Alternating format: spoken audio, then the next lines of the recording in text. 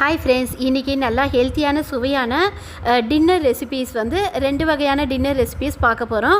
என்னென்ன அப்படின்னு பார்த்தீங்கன்னா, கிச்சடி, கருப்பு கவுனி அரிசியில் கிச்சடியும், அதே கருப்பு கவுனி அரிசியில் நீர் உருண்டை அப்படின்னு சொல்லக்கூடிய உப்புருண்டையும் தான் பார்க்க போகிறோம். வாங்க ஃப்ரெண்ட்ஸ், வீடியோக்குள்ளே போகலாம். Hi friends, welcome to Amudha kitchen. Amudha கிச்சனில் இன்றைக்கி ஹெல்த்தியான டின்னர் ரெசிபி தான் வந்து நம்ம பார்க்க போகிறோம். வாங்க ஃப்ரெண்ட்ஸ், என்னென்னு பார்த்துடலாம். கருப்பு கவுனி அரிசி 200 கிராம் எடுத்துகிட்டு இருக்கேன். ஒரு கிளாஸில் நல்லா கோபுரமாக இதை நல்லா வந்து நம்ம க்ளீன் பண்ணிவிட்டு நெல்லுலாம் இருக்கான்னு பார்த்துட்டு க்ளீன் பண்ணி எடுத்துக்கலாம். இந்த அரிசியை ஒரு 4 முறை வாஷ் பண்ணிவிட்டு நல்லா ஒரு 2 ஹவர்ஸ் நம்ம ஊற விட்டுக்கலாம். இதில் தான் நம்ம வந்து கிச்சடி வந்து செய்ய போகிறோம். நேரம் இதை ஊற விட்டுக்கலாம். நல்லா ஒரு 4-5 முறை வாஷ் பண்ணிவிட்டு 2 மணி நேரம் ஊற விட்டோம்னா, ஊற விட்டுட்டு எடுத்து நல்ல ஒரு காட்டன் கிளாத்தில் நல்லா காய வச்சு 2 மணி நேரம் நல்லா தண்ணியில் ஊற விட்ட கவுனி அரிசியை எடுத்து காட்டன் கிளாத்தில் 1 ஹவர் நல்லா ஃபேன் காற்றுல நல்லா காத்தார வச்சுடுங்க. நல்லா காத்தாரினோம், கையில் வந்து ஒட்டவே கூடாது. காத்தாரின பிறகு அதை எடுத்து நம்ம ஒரு வானலில் மீடியம் ஃப்ளேமில் வச்சுட்டு அரிசி நல்லா பொரிஞ்சு வர அளவுக்கு, அரிசியில் ஈரமே இருக்கக்கூடாது, அந்த அளவுக்கு நல்லா வந்து நம்ம மீடியம் ஃப்ளேமில் வச்சு ஒரு 10லேருந்து 15 நிமிஷம் அரிசியை வந்து வறுத்து எடுக்கணும். அரிசி நல்லா ஃபேன் காற்றுல காத்தாரின உடனே கையில் ஒட்டாமல் வந்த உடனே அதை நல்லா எடுத்து நம்ம மீடியம் ஃப்ளேமில் வச்சு அரிசி நல்லா பொரிஞ்சு வர அளவுக்கு வானலில் வறுப்படுத்தி எடுத்துக்கலாம். கரெக்டாக ஒரு 15 நிமிஷம் நல்லா வறுக்கணும். பொடி பொடியாக நல்லா வந்து பொறியாக வரும் அரிசி. அதோட நல்ல படப்படன்னு சவுண்டு கேட்கும் ஃப்ரெண்ட்ஸ். அதை நம்ம வானலோடு எடுத்து வச்சு நல்லா ஆறட்டும் அப்படின்னு சொல்லிவிட்டு ரவை கன்சிஸ்டன்சிக்கு நல்லா நம்ம கொஞ்சம் பல்ஸ் மோடில் வச்சு அதாவது வந்து நம்பர் 1ல் வச்சிடணும். வச்சு பல்ஸ் மோடில் வச்சு நம்ம அரைச்சி எடுக்கணும். அரைச்சி எடுத்த உடனே அதில் வரக்கூடிய ரவையை நம்ம வந்து ரவை ஜலிக்கிற ஜல்லடையில் ஜலிச்சு எடுத்தால் தான் அதில் இருக்கக்கூடிய மாவு பூராவும் வந்துடும். அந்த மாவை எடுத்து நம்ம வந்து கவுனி கஞ்சி ரெடி பண்ணிக்கலாம். ரவையை மட்டும் நம்ம எடுத்துக்கலாம் கிச்சடி செய்யறதுக்கு. இப்போ கவுனி அரிசி பாருங்கள், நல்லா 2 ஹவர் நல்லா வந்து ஊறிடுச்சு. எவ்வளோ நல்லா கலர்ஃபுல்லாக சூப்பராக இருக்குது பாருங்கள். ரெட் ரைஸ் போல் ரெட் கலர்லேயும் வரும், இது போல் வந்து லைட் ப்ரௌன் டார்க் ப்ரௌன் கலந்தும் வரும், டார்க் ப்ரௌனாகவும் பிளாக் கலர்லாகவும் வரும். இது எல்லாமே வந்து ரைஸில் இருக்கக்கூடிய மெலனிங் தாங்க ஃப்ரெண்ட்ஸ். இதில் ஃபுல்லாக வந்து ஃபைபர் கண்டென்ட்டு, கேன்சர் நோயை தடுக்கக்கூடியது மற்றும் சர்க்கரை நோயாளிக்கு ரொம்பவும் வந்து பெனிஃபிட்டாக இருக்கும் இந்த கருப்பு கவுனி அரிசி. ஓகே, துணியில் நல்லா போட்டு தண்ணி வந்து கையில் ஒட்டவே கூடாது, அந்த அளவுக்கு நல்லா வந்து நம்ம ட்ரை பண்ணி எடுத்துக்கலாம். ஃப்ரெண்ட்ஸ், நீர் உருண்டை அப்படின்னு சொல்லக்கூடிய உப்பு உருண்டை செய்யறதுக்கு தனியாக ஒரு 3 கிளாஸ் ரைஸு நல்லா வந்து ஒரு 3-4 முறை வாஷ் பண்ணிவிட்டு ஒரு கிண்ணத்தில் வந்து நான் ஊற விட்டுருக்கேன். இதை தான் நம்ம பார்க்குறோம். இப்போது பாருங்கள் ஃப்ரெண்ட்ஸ், எவ்வளோ நல்லா போகுது. இட்லிக்கு வந்து மாவு அரைச்சி எடுத்தேன், அதே கிரைண்டரில் அப்படியே வந்து போட்டிருக்கேன். இப்போ இதில் நம்ம 1 டீஸ்பூன் அளவுக்கு கல் உப்பு சேர்த்துக்கலாம்.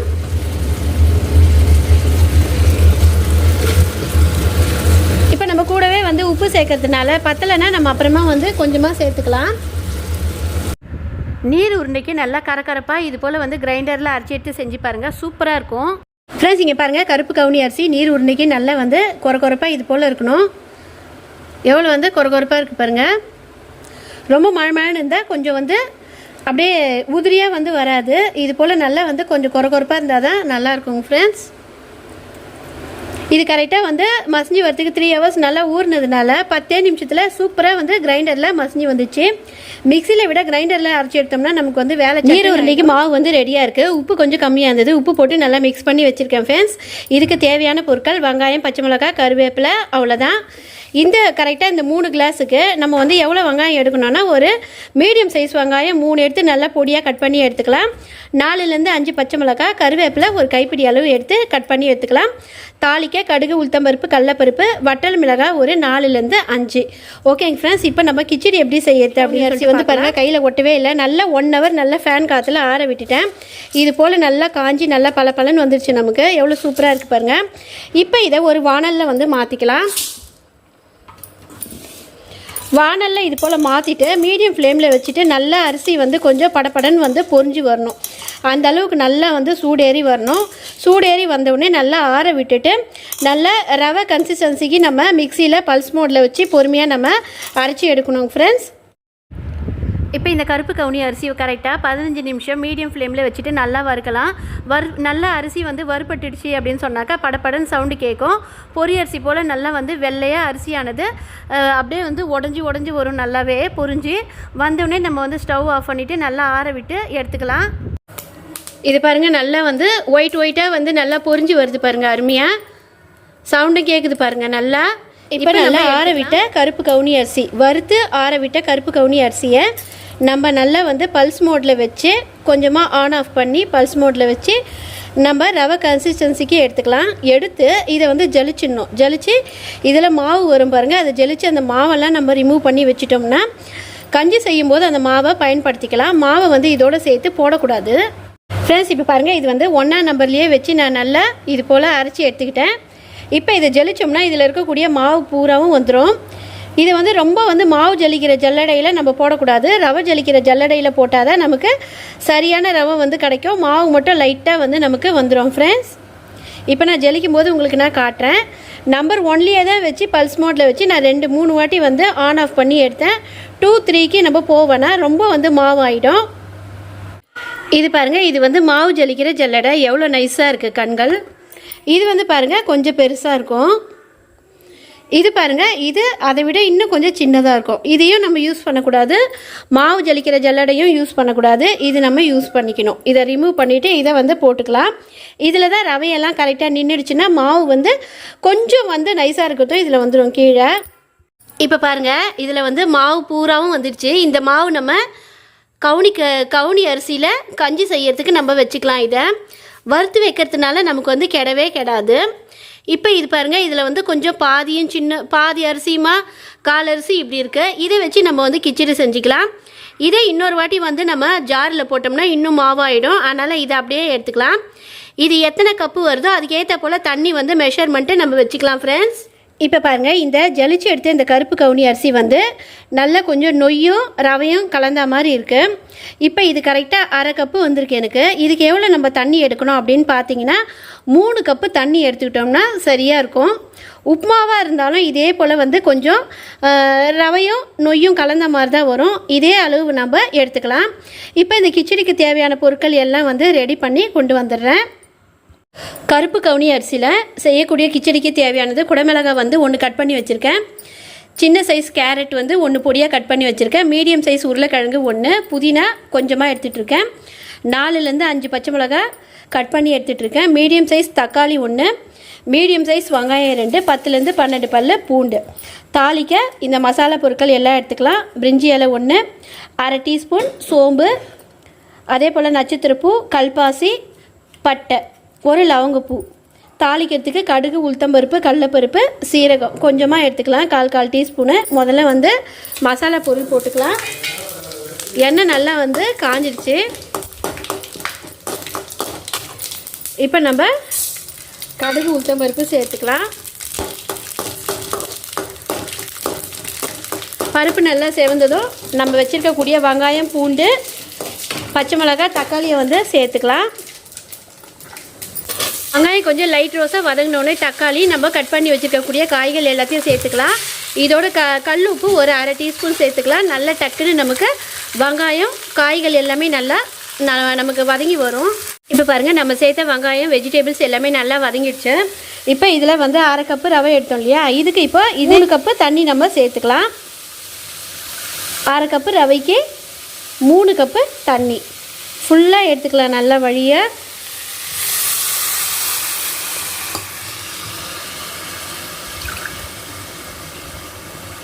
இது 2வது கப்பு.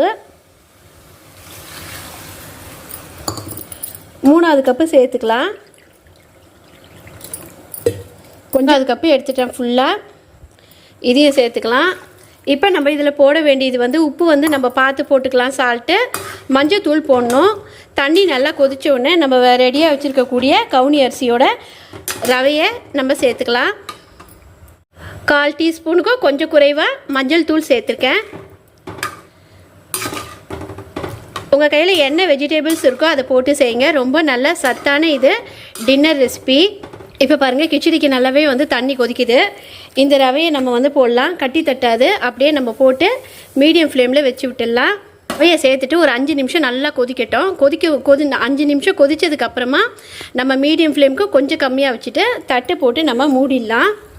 கருப்பு கவுனி அரிசியில் வந்து நம்ம செய்யக்கூடிய நீர் உருண்டை, அதாவது உப்பு உருண்டை, இதுக்கு தேவையான பொருட்கள்: கடுகு 1/2 டீஸ்பூன், உளுத்தம்பருப்பு 1 டீஸ்பூன், கடலைப்பருப்பு அரை டீஸ்பூன், சீரகம் அரை டீஸ்பூன் எடுத்துக்கலாம். 3 இல்லை 4 மீடியம் சைஸ் வெங்காயம் பொடியாக இது போல் கட் பண்ணி எடுத்துக்கலாம். கொஞ்சம் வந்து பெருசாக இருக்கட்டும். நல்லா ஒரு கைப்பிடி அளவு கருவேப்பிலை, 6லேருந்து 7 பச்சை மிளகா அடியில் இருக்குங்க ஃப்ரெண்ட்ஸ். இது போல் வந்து பொடியாக வந்து கட் பண்ணி எடுத்துக்கோங்க. 6 பச்சை மிளகா, அவ்வளோதான்.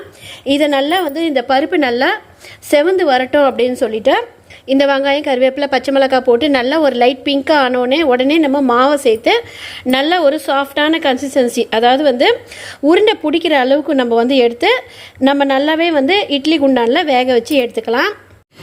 இப்போ பாருங்கள், வானலில் நம்ம நீர் உருளை செய்யறதுக்கு 3 டேபிள் ஸ்பூன் நல்லெண்ணெய் விட்டுருக்கேன். இந்த கடுகு உளுத்தம் பருப்பு எல்லாத்தையும் வந்து சேர்த்துக்கலாம். பருப்பு நல்லா செவந்து வந்தோடனே வெங்காயம் பச்சை மிளகாய் கருவேப்பிலை சேர்த்துக்கலாம். இப்போ பாருங்கள், பருப்பு செவந்தோடனே நல்ல ஆனியன் பச்சை மிளகாய் கருவேப்பிலை வந்து சேர்த்துட்டேன். இது லைட் பிங்காக வந்தால் போதும். நம்ம அரைச்சி வச்சுருக்கக்கூடிய கருப்பு கவுனி அரிசியோட மாவை சேர்த்துக்கலாம்.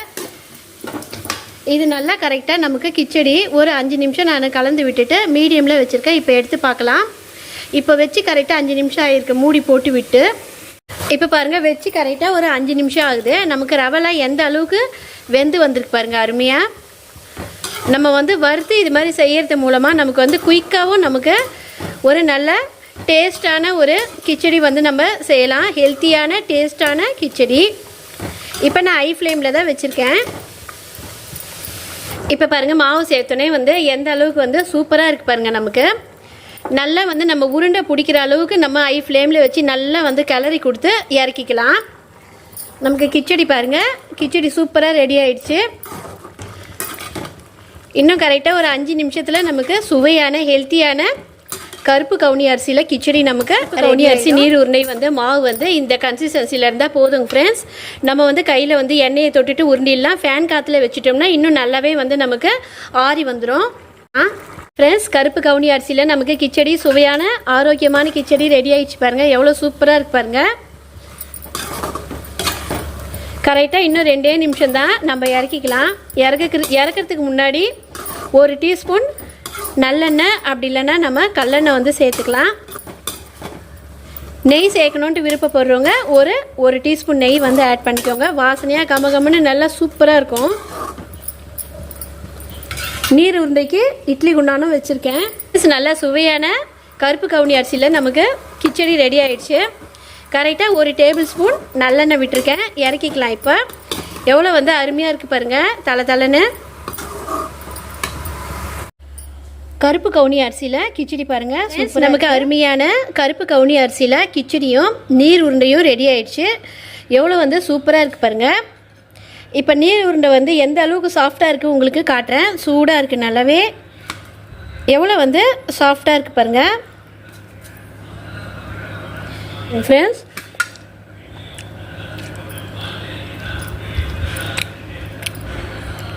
நீர் உருண்டையும் அருமையாக இருக்குது.